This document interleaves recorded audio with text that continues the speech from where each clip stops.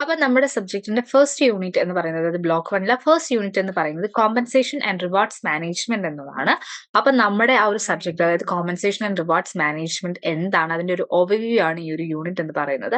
അപ്പൊ എന്താണ് compensation and rewards management, ആ ഒരു സബ്ജക്ട് അല്ലെങ്കിൽ ആ ഒരു യൂണിറ്റിന്റെ ഒബ്ജക്റ്റീവ്സ് എന്ന് നോക്കിക്കഴിഞ്ഞാൽ, ഈ ഒരു ചാപ്റ്ററിൽ നമ്മൾ പഠിക്കുന്നത് എന്താണ് ഒരു കോമ്പൻസേഷൻ അല്ലെങ്കിൽ റിവാർഡ് എന്ന ഒരു ഓർഗനൈസേഷനിൽ അതിന്റെ ആവശ്യകത എന്താണ്, അതിന്റെ ഒരു എന്താണ് ആ ഒരു ടേം കൊണ്ട് ഉദ്ദേശിക്കുന്നതിന്റെ ആ ഒരു ടേം കൊണ്ട് എന്താണ് ഉദ്ദേശിക്കുന്നത്, അതായത് അണ്ടർസ്റ്റാൻഡ് ചെയ്യുക, അല്ലെങ്കിൽ അതുപോലെ തന്നെ എന്തുണ്ട് അപ്രീഷിയേറ്റ് ചെയ്ത ആ ഒരു കോമ്പൻസേഷൻ ആൻഡ് റിവാർഡ്സ് മാനേജ്മെന്റ് ഒരു ഓർഗനൈസേഷൻ അതിന്റെ റോളിനെ നമ്മൾ അപ്രീഷിയേറ്റ് ചെയ്യുക, അതൊക്കെയാണ് അതിന് മനസ്സിലാക്കുന്ന ഒരു ഒബ്ജക്റ്റീവാണ് ഫസ്റ്റ് ഒബ്ജക്റ്റീവ് എന്ന് പറയുന്നത്. രണ്ടെന്ന് പറഞ്ഞാൽ be aware of the current trend in compensation and its role, അതായത് നമ്മുടെ ഇപ്പോഴത്തെ ഒരു സാഹചര്യത്തിൽ അല്ലെങ്കിൽ നമ്മളുടെ ഇപ്പോഴത്തെ സൊസൈറ്റിയിലുള്ള ആ ഒരു കോമ്പൻസേഷന്റെ ഒരു ട്രെൻഡ് ഏത് രീതിയിലുള്ളതാണ്, അതിന്റെ റോൾ എന്താണെന്ന് നമ്മൾ മനസ്സിലാക്കുക. അതുപോലെ തന്നെ എന്ത് ചെയ്യുക, കോമ്പൻസേഷനുമായി ബന്ധപ്പെട്ട ഇഷ്യൂസ് ഏതൊക്കെയാണെന്ന് വെച്ചാൽ അത് അപ്രിഷിയേറ്റ് ചെയ്യുക.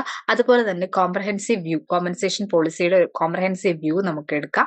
അതുപോലെ തന്നെ മാക്രോയും മൈക്രോ ലിങ്കേജസ്, കോമ്പൻസേഷൻ പോളിസിയുമായി ബന്ധപ്പെട്ടത് ഏതൊക്കെയാണ് നമ്മൾ അണ്ടർസ്റ്റാൻഡ് ചെയ്യുക. അതുപോലെ കോംപ്ലക്സിറ്റീസ്, അതായത് കോമ്പൻസേഷൻ സ്ട്രക്ചറായിട്ട് ബന്ധപ്പെട്ട അതിനെക്കുറിച്ചുള്ള ഡീറ്റെയിൽസ് നമ്മൾ ഈ ഒരു മോഡ്യൂളിൽ നോക്കും. അപ്പോൾ ഫസ്റ്റ് നമുക്ക് നോക്കാം എന്താണ് കോമ്പൻസേഷൻ എന്നതുകൊണ്ട് ഉദ്ദേശിക്കുന്നത്.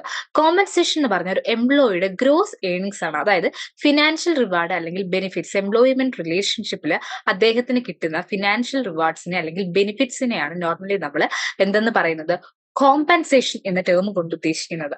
അതായത് ഒരു എംപ്ലോയിയുടെ ഗ്രോസ് ഏണിങ്സ്, അതായത് ഫിനാൻഷ്യൽ റിവാർഡ്സിന്റെ ഫോമിലോ അല്ലെങ്കിൽ ബെനിഫിറ്റിന്റെ ഫോമിലോ ഒരു എംപ്ലോയ്മെന്റ് റിലേഷൻഷിപ്പിലൂടെ അദ്ദേഹത്തിന് ലഭിക്കുന്ന ആ ഒരു ഏണിങ്സിനെയാണ്, ഒരു ഗ്രോസ് ഏണിങ്സിനെയാണ് നമ്മൾ കോമ്പൻസേഷൻ എന്ന ടേം കൊണ്ട് ഉദ്ദേശിക്കുന്നത്. ഇതിനെ നമുക്ക് ആ ഒരു കുറച്ച് പോയിന്റ് വൈസ് ആയിട്ട് നോക്കാം. ഒരു system of reward that motivates employees to perform. അപ്പം കോമ്പൻസേഷൻ അല്ലെങ്കിൽ റിവാർഡ് എന്ന് പറയുന്നത് ഒരു സിസ്റ്റം ഓഫ് റിവാർഡാണ്. അതായത് ആ ഒരു റിവാർഡ് കൊണ്ട് ആ എംപ്ലോയിക്ക് എന്ത് തോന്നും, നമുക്ക് ആ ഒരു നന്നായിട്ട് പെർഫോം ചെയ്യണം, അല്ലെങ്കിൽ കൂടുതൽ പെർഫോം ചെയ്യാനും അവരെ മോട്ടിവേറ്റ് ചെയ്യുന്ന ഒരു ഇതാണ് സിസ്റ്റം ഓഫ് റിവാർഡ്സ്. അത് എന്ത് ചെയ്യുന്നു, എംപ്ലോയിയെ വീണ്ടും അദ്ദേഹത്തിന് എഫേർട്സ് കൂടുതൽ ഇട്ടുകൊണ്ട് മാക്സിമം പ്രോഫിറ്റബിൾ ആ ഒരു ഓർഗനൈസേഷൻ ആക്കി മാറ്റുക എന്നതിന് വേണ്ടിയിട്ട് അദ്ദേഹത്തിനെ മോട്ടിവേറ്റ് ചെയ്യുന്ന ഒന്നാണ് കോമ്പൻസേഷൻ അല്ലെങ്കിൽ റിവാർഡ്, സിസ്റ്റം ഓഫ് റിവാർഡ്സ് എന്ന് പറയുന്നത്. അതുപോലെ തന്നെ ഇതെന്ന് പറഞ്ഞ a tool used by the organisation to foster the values, culture and behaviour they require. അതായത് ഇത് ഓർഗനൈസേഷന്റെ കൾച്ചർ, വാല്യൂസ് ഒക്കെ ഊന്നി ഉറപ്പിക്കാനായിട്ട് അല്ലെങ്കിൽ അത് കൂട്ടാനായിട്ട് ഹെൽപ്പ് ചെയ്യുന്ന ഒരു പ്രക്രിയയാണ്.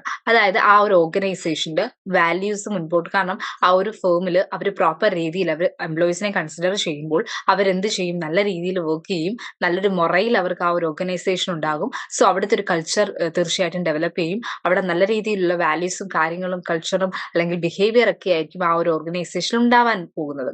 ഈ അടുത്തെന്ന് പറഞ്ഞാൽ instrument that enables organisation to achieve the business goals. അതായത് എന്ത് ചെയ്യുക, ഓർഗനൈസേഷനെ അവരുടെ ബിസിനസ് ഗോൾ അച്ചീവ് ചെയ്യാനായിട്ട് ഹെൽപ്പ് ചെയ്യും. ഈ പറഞ്ഞ പോലെ എംപ്ലോയിയെ പ്രോപ്പർ രീതിയിൽ അവരുടെ സ്കില്ല്, നോളജ് ഒക്കെ ബേസ് ചെയ്ത് അവർക്ക് കോമ്പൻസേഷനും മറ്റും നമ്മൾ പ്രൊവൈഡ് ചെയ്യുമ്പോൾ നേരത്തെ പറഞ്ഞതുപോലെ അവർക്കൊരു മൊറൈൽ ഉണ്ടാവുമായിരിക്കും. അപ്പൊ ആ ഒരു മൊറൈൽ അനുസരിച്ച് അവർ പ്രോപ്പർ രീതിയിൽ അവർ എഫേർട്സ് ഇടും. സോ അത് എന്തിലേക്കായിരിക്കും, ഓരോ ഇൻഡിവിജ്വലിന്റെ എഫേർട്ടും ഒരു കമ്പനിയുടെ എഫേർട്ടായി മാറുകയും അവരുടെ ബിസിനസ് ഗോൾ അച്ചീവ് ചെയ്യുവാനായിട്ടും അത് സാധിക്കും. സോ കോമ്പൻസേഷനെ നമുക്ക് രണ്ടായിട്ട് നമുക്ക് കാണാം, direct compensation and indirect compensation. അപ്പൊ ഡയറക്റ്റ് കോമ്പൻസേഷൻ എന്നും ഇൻഡയറക്റ്റ് കോമ്പൻസേഷൻ എന്നാണ് കോമ്പൻസേഷനെ നമ്മൾ കൺസിഡർ ചെയ്യുന്നത്. ഡയറക്റ്റ് കോമ്പൻസേഷൻ എന്ന് പറഞ്ഞു കഴിഞ്ഞാൽ യൂഷ്വലി അത് ക്യാഷ് ആയിരിക്കും മെയിൻലി കൺസിഡർ ചെയ്യുന്ന, അലവൻസ് കാര്യങ്ങളൊക്കെ ഇൻക്ലൂഡ് ചെയ്യുന്നത് ഡയറക്റ്റ് കോമ്പൻസേഷൻ ആണ്. അതായത് നോക്കുമ്പോൾ നമുക്ക് മനസ്സിലാവും ബേസിക് സാലറി, അതായത് ഒരു എംപ്ലോയിയുടെ ബേസിക് സാലറി വരുന്നത് ഏതാണ്, ഡയറക്റ്റ് കോമ്പൻസേഷൻ. അതായത് അദ്ദേഹത്തിന് നേരിട്ട് നമ്മൾ ആ ഒരു മണി വാല്യൂലായിരിക്കും, അത് മോണിറ്ററി ടേംസിലായിരിക്കും പ്രൊവൈഡ് ചെയ്യുന്ന ബേസിക് സാലറി. അതുപോലെ wages, bonus, commission, over time, അങ്ങനെയുള്ള കാര്യങ്ങളൊക്കെ എന്തിനാണ് ഡയറക്റ്റ്, അദ്ദേഹം വർക്ക് ചെയ്തതിനനുസരിച്ച് അദ്ദേഹത്തിന് ഡയറക്റ്റ് ആയിട്ട് ആ ഒരു എഫേർട്ടിന് ഡയറക്ട്ലി പ്രൊവൈഡ് ചെയ്യുന്ന, അദ്ദേഹത്തിന് എത്ര വർക്ക് ചെയ്തു അതിനനുസരിച്ച് ഡയറക്റ്റ് ആയിട്ട് പേയ്മെന്റ് നടത്തുന്നു, അതാണ് ഡയറക്റ്റ് കോമ്പൻസേഷൻ എന്ന് പറയുന്നത്. ഇനി ഇൻഡയറക്റ്റ് കോമ്പൻസേഷൻ എന്ന് പറഞ്ഞാൽ not limited to the following. അതായത് അതെന്താണെന്ന് ചോദിച്ചു കഴിഞ്ഞാൽ, അതായത് ഇതിന് ഫ്രിഞ്ച് ബെനിഫിറ്റ്സ് അല്ലെങ്കിൽ എന്താണ് വേജ് സപ്ലിമെന്റ്, അതായത് വേജ് സപ്ലിമെന്റ് എന്നോ അതോ ഫ്രിഞ്ച് ബെനിഫിറ്റ്സ് എന്നോ അറിയപ്പെടുന്ന ഒന്നാണ് ഇൻഡയറക്റ്റ് കോമ്പൻസേഷൻ എന്ന് പറയുന്നത്. കോമ്പൻസേഷനെ കുറിച്ച് ഇൻഡയറക്റ്റ് കോമ്പൻസേഷൻ നമ്മൾ health insurance, retirement contributions, career development programme ഇത് മാത്രമല്ല എന്ന് എടുത്ത് പറയുന്നുണ്ട്. അതിൽ സിക്ക് ലീവ് വരാമായിരിക്കും, PF വരും, അങ്ങനെയുള്ള സ്കീംസും കാര്യങ്ങളും ഒക്കെ ഇൻക്ലൂഡ് ചെയ്യും. അതൊരു കുറച്ചുകൂടെ ബ്രോഡർ ടേംസ് ആണ്. ഈ ഒരു നമ്മുടെ ബേസിക് സാലറി, വേജസ്, ബോണസിന് അപ്പുറമായിട്ടുള്ള കുറെ കാര്യങ്ങളില്ലേ, ഇപ്പൊ നമ്മൾ പറഞ്ഞ പോലെ PF ആയിരിക്കട്ടെ, ചിലപ്പോൾ ഹെൽത്ത് ഇൻഷുറൻസ് ആയിരിക്കട്ടെ, റിട്ടയർമെന്റിന്റെ ബെനിഫിറ്റ്സ് ആയിക്കോട്ടെ. അപ്പൊ ഇതൊക്കെ എന്താണ് ഇൻഡയറക്റ്റ് കോമ്പൻസേഷന്റെ ആണ്. സോ കോമ്പൻസേഷൻ രണ്ട് രീതിയിലാണ്. കോമ്പൻസേഷൻ സിംപ്ലി എന്താണ്, ഇപ്പൊ ഒന്നുകൂടെ ഞാൻ പറയാം. കോമ്പൻസേഷൻ എന്ന് പറഞ്ഞു കഴിഞ്ഞാൽ ആ ഒരു എംപ്ലോയിയുടെ എഫേർട്ടിന്, അദ്ദേഹം ആ ഒരു ഓർഗനൈസേഷനിൽ ഇടുന്ന എഫേർട്ടിന് റിട്ടേൺ ആയിട്ട് കൊടുക്കുന്ന ഒരു ഗ്രോസ് ബെനിഫിറ്റ്സ് ആണ്, അല്ലെങ്കിൽ അതിനെയാണ് നമ്മൾ കോമ്പൻസേഷൻ എന്ന് പറയുന്നത്. അപ്പൊ അത് ഇൻക്ലൂഡ് രണ്ട് രീതിയിൽ നമുക്ക് അദ്ദേഹത്തിന് കോമ്പൻസേഷൻ, ഒരു എംപ്ലോയിക്ക് കോമ്പൻസേഷൻ പ്രൊവൈഡ് ചെയ്യാനായിട്ട് സാധിക്കും. ഡയറക്റ്റ് ആയിട്ടും ഇൻഡയറക്റ്റ് ആയിട്ടും സാധിക്കും. ഡയറക്റ്റ് കോമ്പൻസേഷൻ എന്ന് പറഞ്ഞാൽ basic salary, wages, bonus, commission, overtime ഒക്കെ ആയിരിക്കും. ഈ ഇൻഡയറക്റ്റ് കോമ്പൻസേഷൻ എന്ന് പറയുന്നത് ഹെൽത്ത് ഇൻഷുറൻസ്, PF, അല്ലെങ്കിൽ retirement contributions, career development programmes, sick leave തുടങ്ങിയവയൊക്കെ ഇൻഡയറക്റ്റ് കോമ്പൻസേഷൻ എക്സാമ്പിൾ ആണ്. ഇനി എന്താണ് ഈ ഒരു കോമ്പൻസേഷൻ എന്ന് പറയുന്നത്? ഒരു ഓർഗനൈസേഷൻ കോമ്പൻസേഷന്റെ റോൾ എന്താണെന്ന് ചോദിച്ചു കഴിഞ്ഞാൽ, ഒരു ഓർഗനൈസേഷൻ എന്ത് ചെയ്യും? Organisation to attract and retain manpower its requires. അതായത് ഒരു പ്രോപ്പർ രീതിയിലുള്ള ഒരു കോമ്പൻസേഷൻ ഒരു ഓർഗനൈസേഷൻ പ്രൊവൈഡ് ചെയ്യുന്നുണ്ടെങ്കിൽ തീർച്ചയായിട്ടും ആ കോമ്പൻസേഷൻ ഒരു എംപ്ലോയിയെ അട്രാക്ട് ചെയ്ത് നമുക്ക് ആ ഒരു ഓർഗനൈസേഷനിലേക്ക് എഫിഷ്യന്റ് ആയിട്ടുള്ള എംപ്ലോയിയെ അതിലേക്ക് അട്രാക്ട് ചെയ്യുവാനും, അതിലൂടെ അതുപോലെ തന്നെ വർക്ക് ചെയ്യുന്ന എംപ്ലോയി പ്രോപ്പർ രീതിയിലായിട്ടുള്ള കോമ്പൻസേഷൻ കൊടുക്കുകയാണെങ്കിൽ അവരെ അവിടെ തന്നെ റീറ്റെയിൻ ചെയ്യുവാനായിട്ടും സാധിക്കും. അതായത് നിങ്ങൾ ഓർക്കുക, നിങ്ങളിപ്പോൾ ഒരു അക്കൗണ്ടന്റ് വേക്കൻസി നോക്കുമ്പോഴത്തേക്കും പ്രോപ്പർ രീതിയിൽ ട്രീറ്റ് ചെയ്ത് നിങ്ങൾ നോക്കും. സാലറി, DA, TA ഇതൊക്കെ അവർ സ്പെസിഫിക് കൊടുത്തേക്കുന്നത് നല്ല രീതിയിലാണ്. അതായത് നമ്മുടെ ക്വാളിഫിക്കേഷൻ അല്ലെങ്കിൽ നമുക്ക് പറ്റിയ ഒരു രീതിയിൽ പ്രോപ്പർ പാക്കേജസും കാര്യവും, അല്ലെങ്കിൽ നമ്മൾ വർക്ക് ചെയ്യുകയാണ് അവിടെ എങ്കിൽ ഇരിക്കട്ടെ. അതല്ല, നിങ്ങൾ ഒരു ഓർഗനൈസേഷനിൽ വർക്ക് ചെയ്യുകയാണ്, നിങ്ങൾക്ക് അപ്പം നിങ്ങളുടെ സ്കില്ല്, ടാലന്റ്, അല്ലെങ്കിൽ എഡ്യൂക്കേഷൻ, എക്സ്പീരിയൻസ്, ഇതിനെല്ലാം അനുസരിച്ച് നിങ്ങൾക്ക് പ്രോപ്പർ രീതിയിലുള്ള കോമ്പൻസേഷൻ ആ ഒരു ഓർഗനൈസേഷൻ പ്രൊവൈഡ് ചെയ്യുന്നുണ്ടെങ്കിൽ തീർച്ചയായിട്ടും നിങ്ങൾക്ക് എന്തായിരിക്കും, അപ്പൊ നിങ്ങൾക്ക് ആ ഒരു ഓർഗനൈസേഷനിൽ തന്നെ റിമൈൻ ചെയ്യാനായിട്ട് നിങ്ങൾക്ക് ഒരു ഇൻട്രസ്റ്റ് തോന്നും. സോ അതാണ് ഇവിടെ പറയുന്നത്. നല്ല രീതിയിലുള്ള കോമ്പൻസേഷൻ പ്രൊവൈഡ് ചെയ്യുകയാണെങ്കിൽ അത് നല്ല മാൻ പവറിനെ, അതായത് എംപ്ലോയീസിനെ അട്രാക്ട് ചെയ്യുകയും നിലവിലുള്ള എംപ്ലോയീസിനെ അവിടെ തന്നെ റീറ്റെയിൻ ചെയ്യുവാനായിട്ടും ഹെൽപ്പ് ചെയ്യും. അതുപോലെ തന്നെ എന്ത് ചെയ്യും? Motivate employees and provide direction to their efforts. അതുപോലെ തന്നെ ഇത് എംപ്ലോയീസിനെ മോട്ടിവേറ്റ് ചെയ്യുവാനും പ്രോപ്പർ രീതിയിൽ അവരെ ഡയറക്റ്റ് ചെയ്ത് അവർക്ക് എഫേർട്സ് ഇട്ടുകൊണ്ട് മുൻപോട്ട് പോകുവാനായിട്ടും ഇത് ഹെൽപ്പ് ചെയ്യും. അതുപോലെ തന്നെ അവരുടെ സ്കില്ലുകൾ ഡെവലപ്പ് ചെയ്യുവാനും, അതുപോലെ എന്താണ് ആ ഒരു ഓർഗനൈസേഷന്റെ കോമ്പറ്റീഷൻ, അതായത് ഇൻക്രീസ് ചെയ്യുവാനും, അല്ലെങ്കിൽ ഫ്യൂച്ചറിൽ അത് ആവശ്യമുണ്ട് അങ്ങനെയുള്ള കാര്യങ്ങൾ എൻഹാൻസ് ചെയ്യുവാനും, അതുപോലെ വാല്യൂസ് കീപ്പ് ചെയ്തുകൊണ്ട് മുൻപോട്ട് പ്രോപ്പർ രീതിയിലുള്ള കൾച്ചർ, വാല്യൂസ്, ബിഹേവിയറൽ ആസ്പെക്ട്സ് കാര്യങ്ങൾ ആ ഒരു ഓർഗനൈസേഷൻ ഡെവലപ്പ് ചെയ്ത് മുൻപോട്ട് പോകുവാനായിട്ട് എന്ത് ഹെൽപ്പ് ചെയ്യും? കോമ്പൻസേഷൻ ഹെൽപ്പ് ചെയ്യും. ഇനി കോമ്പൻസേഷന് ഒരു സ്ട്രക്ചർ ഉണ്ട്. ഈ ഒരു സ്ട്രക്ചർ എന്ന് പറഞ്ഞത് സ്ട്രാറ്റജിയാണ്. സ്ട്രക്ചർ എന്ന് ഉദ്ദേശിക്കുന്ന ഒരു സ്ട്രാറ്റജിയാണ്. ഇത് യൂസ് ചെയ്യുന്നത് എങ്ങനെയാണ്, ആ ഒരു how each employee in your organisation is paid, ഇത് ഡിറ്റർമൈൻ ചെയ്ത് ഇത് യൂസ് ചെയ്യുന്നത്. അതായത് ഒന്നുകൂടെ പറയാം, കോമ്പൻസേഷൻ സ്ട്രക്ചർ എന്ന് പറഞ്ഞു കഴിഞ്ഞാൽ ഇതൊരു സ്ട്രാറ്റജിയാണ്. ഇതെന്ന് പറയുന്നത് യൂസ് ചെയ്യുന്നത് എത്രത്തോളം നമ്മുടെ ആ ഒരു എംപ്ലോയിക്ക് ആ ഒരു ഓർഗനൈസേഷൻ പ്രൊവൈഡ് ചെയ്യണം, കോമ്പൻസേഷൻ എന്ന രീതിയിൽ നമ്മൾ പ്രൊവൈഡ് ചെയ്യണമെന്ന് ഡിറ്റർമൈൻ ചെയ്യാനുള്ള ഒരു ടൂൾ അല്ലെങ്കിൽ ഒരു സ്ട്രാറ്റജിയാണ് കോമ്പൻസേഷൻ സ്ട്രക്ചർ എന്ന് പറയുന്നത്. ഇതെന്ന് പറയുന്നത് ഇതിന്റെ ഇൻഫർമേഷൻ, ഇതിന്റെ ഡിഫറെന്റ് ടൈപ്സ് ഓഫ് ഇൻഫർമേഷൻ ആയിരിക്കും കൺസിസ്റ്റ് ചെയ്യുന്നത്. അല്ലെങ്കിൽ ഇത് കൺസിഡർ ചെയ്യുന്ന ഇൻഫർമേഷൻ എന്ന് പറഞ്ഞാൽ ആ ഒരു എംപ്ലോയ്മെന്റിന്റെ ലെങ്ത്, അല്ലെങ്കിൽ അതിന്റെ ഒരു ഡ്യൂറേഷൻ എത്രത്തോളമാണ്, ഇൻഡസ്ട്രി മിനിമംസ് ആൻഡ് മാക്സിമം എത്രത്തോളമാണ്, മെറിറ്റ് കാര്യങ്ങളായിരിക്കും ഇത് കൺസിഡർ ചെയ്യുന്നത്. അതായത് ഇത് നോക്കുമ്പോൾ നിങ്ങൾക്ക് കുറച്ചുകൂടെ മനസ്സിലാവും. ഒരു കോമ്പൻസേഷൻ സ്ട്രക്ചർ എന്ന് പറഞ്ഞാൽ ഒരു നമുക്ക് ഡയറക്റ്റ്, ഇൻഡയറക്റ്റ് കോമ്പൻസേഷൻ ഉണ്ട്. അതിനെ നമ്മൾ എന്തായിട്ട് തിരിച്ചിരിക്കുന്നു? ഫസ്റ്റ് നോക്കാം, ഇൻഡയറക്റ്റ് കോമ്പൻസേഷനെ കുറിച്ചാണ് അവിടെ പറഞ്ഞിരിക്കുന്നത്. അത് നിങ്ങൾക്ക് ആ ഒരു ലൈൻ കുറച്ച് ക്ലിയർ ആയിട്ട് കാണാൻ സാധിക്കുന്നില്ലായിരിക്കും, പക്ഷെ ഞാൻ പറഞ്ഞുതരാം. ഇൻഡയറക്റ്റ് കോമ്പൻസേഷൻ എന്ന് പറഞ്ഞാൽ പ്രൊട്ടക്ഷൻ പ്രോഗ്രാംസ് ഉണ്ട്, അതുപോലെ തന്നെ എന്താണ് പേ ഫോർ ടൈം, അതുപോലെ തന്നെ എന്താണ് pay for time not worked, services and requisites, അത്രയാണ് അതിനകത്തുള്ളത്. പിന്നെ അതിനകത്ത് നമുക്ക് സബായിട്ട് തിരിച്ചിട്ടുണ്ട്. പ്രൊട്ടക്ഷൻ പ്രോഗ്രാംസിൽ എന്തൊക്കെയുണ്ട്? പ്രൊട്ടക്ഷൻ, അതായത് പേര് കേൾക്കുമ്പോൾ തന്നെ നിങ്ങൾ ഓർക്കുക, നമ്മുടെ ലൈഫിനെ പ്രൊട്ടക്ട് ചെയ്യാനുള്ള കാര്യം, നമ്മുടെ medical insurance, life insurance, disability income, pension, social security, അതായത് നമുക്ക് ഹെൽത്ത് പരമായിട്ടുള്ള കാര്യങ്ങൾക്കൊക്കെ ആവശ്യമായിട്ടുള്ള മെഡിക്കൽ സപ്പോർട്ട് തരിക, അതുപോലെ ലൈഫ് ഇൻഷുറൻസ് കാര്യങ്ങൾ എടുക്കുക, ഡിസബിലിറ്റി എന്തെങ്കിലും ഉണ്ടാവുകയാണെങ്കിൽ അതിനുള്ള ഇൻകംസ് തന്നെ പെൻഷൻസ്, സോഷ്യൽ സെക്യൂരിറ്റി പ്രൊവൈഡ് ചെയ്യാം. ഇനി pay for time not work, അതായത് നമുക്ക് സിക്ക് ലീവ്, നമ്മൾ വർക്ക് ചെയ്യുമ്പോഴത്തേക്കും ചിലപ്പോൾ നമുക്ക് വെക്കേഷൻസ് ഉണ്ടാവാം, ഹോളിഡേയ്സ് ഉണ്ടാവാം, സിക്ക് ലീവ് ഉണ്ട്, അതിന് പ്രോപ്പർ രീതിയിലുള്ള കോമ്പൻസേഷൻ എങ്ങനെ തരണം, അതായത് നമ്മുടെ അത് നോർമൽ ഇതായിട്ട് തന്നെ ആയിരിക്കും ചിലപ്പോൾ കൺസിഡർ ചെയ്യുന്നത്. അപ്പൊ അതൊക്കെ ഏത് പോളിസിയാണെന്നുള്ളത്. അടുത്തതെന്ന് പറഞ്ഞ സർവീസ് ആൻഡ് പെർക്യൂസിറ്റ്സ്. സർവീസസും പെർക്യൂസിറ്റ്സും എങ്ങനെയാണ്? അതായത് ക്രിയേഷണൽ ഫെസിലിറ്റീസ്. അതായത് ഇപ്പൊ റീക്രിയേഷണൽ ഫെസിലിറ്റീസ് പ്രത്യേകിച്ച് പ്രൈവറ്റ് സെക്ടറിൽ കൂടി വരുന്നതായിട്ട് നമുക്ക് കാണാം. അതായത് സൺഡേ, ഫൺ ഡേ എന്നൊക്കെ പറഞ്ഞ പ്രോഗ്രാംസ് നമ്മുടെ പ്രൈവറ്റ് സെക്ടറിൽ, അതായത് അങ്ങനെയുള്ള പ്രോഗ്രാംസ്, കാര്യങ്ങൾ, കൾച്ചറൽ ആക്ടിവിറ്റീസ് വളരെയധികം ഇൻക്രീസ് ചെയ്യുന്നുണ്ട്. അപ്പൊ ഇതൊക്കെ എന്താണ്, ഒരു ഇൻഡയറക്ട് കോമ്പൻസേഷന്റെ ഭാഗമാണ്. റീക്രിയേഷണൽ ഫെസിലിറ്റീസ് അല്ലെങ്കിൽ ആക്ടിവിറ്റീസ് കാര്യങ്ങൾ കണ്ടക്ട് ചെയ്യുകയും പ്രോഗ്രാംസ് അറേഞ്ച് ചെയ്യുക, അതൊക്കെ ഉണ്ട്.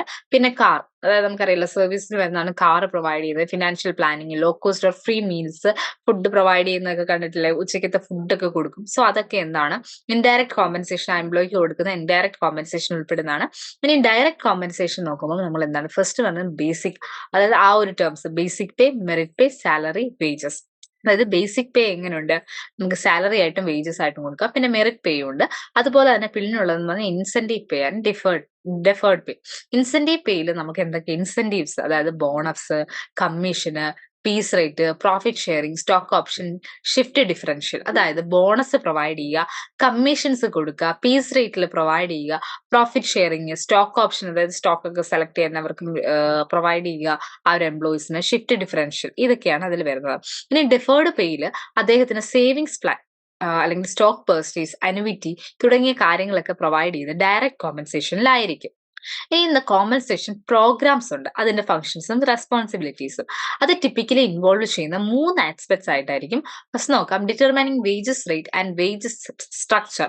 അതായത് വേജ് സ്ട്രക്ചർ എന്ന് പറഞ്ഞാൽ അതൊരു ബോഡി ഓഫ് വേജ് റേറ്റ്സ് ആണ്. അതായത് ഒരു ബോഡി ഓഫ് വേജ് റേറ്റിനെയാണ് നമ്മൾ വേജ് സ്ട്രക്ചർ എന്ന് പറയുന്നത്. അതായത് ബോഡി ഓഫ് വേജ് റേറ്റ് അതെന്താണ് ഡിഫറൻഷിയേറ്റ് ചെയ്യുന്നത് by difficulty and or degree of responsibility of work in an organisation.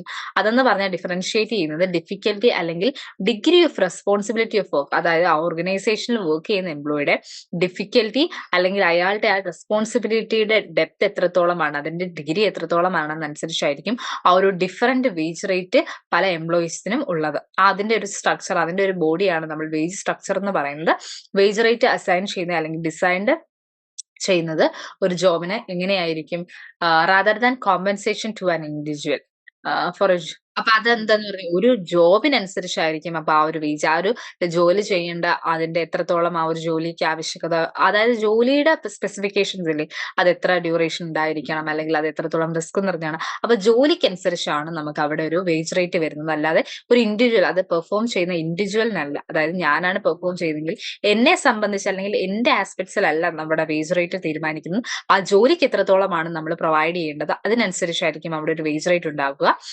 ഇത് ഇക്വിറ്റബിൾ വേജ് സ്ട്രക്ചർ അല്ലെങ്കിൽ ഇന്റേണൽ ഇക്വിറ്റി എന്ന് പറയുന്നത് implies that the wage differential truly reflect the degree of difficulty. അപ്പൊ ഇതെന്താണ് internal equity അല്ലെങ്കിൽ എന്താണ് equitable wage structure എന്ന് പറയുന്നത്. ഈ പറഞ്ഞതുപോലെ ആ ഒരു ഡിഗ്രി അല്ലെങ്കിൽ ആ ഒരു ജോലിയുടെ ഡിഫിക്കൽട്ടി എത്രത്തോളമാണെന്നനുസരിച്ചായിരിക്കും ആ ഒരു വേജ് സ്ട്രക്ചർ, അതിനെ റിഫ്ലക്ട് ചെയ്യുന്നതായിരിക്കും ആ ഒരു വേജ് സ്ട്രക്ചർ എന്ന് പറയുന്നത്. അതല്ലെങ്കിൽ മറ്റൊരു രീതിയിൽ പറഞ്ഞാൽ ഡിഫറൻസസ് ഇൻ വേജ് റേറ്റ്, അതായത് ഒരു ജോബിനെ സംബന്ധിച്ച്, ഒരു ജോലിയെ സംബന്ധിച്ചിടത്തോളം ആ ജോലിയിലുള്ള വ്യത്യസ്തമായ വേജ് റേറ്റിന് കാരണം എന്താണ്, അതിന്റെ ഒരു evaluated conscience of difference jobs, അതായത് ഒരു ഓർഗനൈസേഷനുള്ള വിവിധ തരത്തിലുള്ള ജോലി അല്ലെങ്കിൽ അതിന്റെ ഡിഗ്രി ഓഫ് അല്ലെങ്കിൽ ഡിഫിക്കൽട്ടി ലെവലിന്റെ വ്യത്യാസം അനുസരിച്ചായിരിക്കും ആ ഒരു വേജ് റേറ്റും വ്യത്യസ്തമായിരിക്കും.